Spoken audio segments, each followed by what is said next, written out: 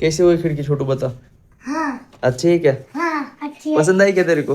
हाँ तर नमस्कार मित्रांनो, पुन्हा एकदा तुमचं स्वागत आहे आपल्या दुसऱ्या व्हिडिओमध्ये. तर आजची साईड ऑलमोस्ट कम्प्लीट झालेली आहे अवंतीनगरमध्ये. कालची गावात होती. ह्या पण खिडक्या एकदम कालच्या सारख्याच आहेत, सेम सेम व्हाईट कलर आणि तीच नवीन आलेलं काच. थोडंच काम बाकी आहे, बाकी साईड पूर्ण झाली. आज एक बी माणूस आली नाही आज कामावर.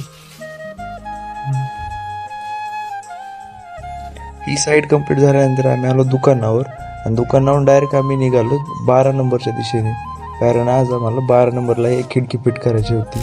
मग ती खिडकी घेऊन आम्ही एकच होती म्हणून डायरेक्ट गाडीवर निघालो. तर जाता जाता थोडंसं गाडीमध्ये पेट्रोल लागतं आणि आम्ही डायरेक्ट आलो पाकर सांगवी रईस कॉर्नरमध्ये. तिथं खिडकी फिटिंग झाली. काचावरची डिझाईन बघा, गुलाबाची फुलं काचावर सुद्धा आहे.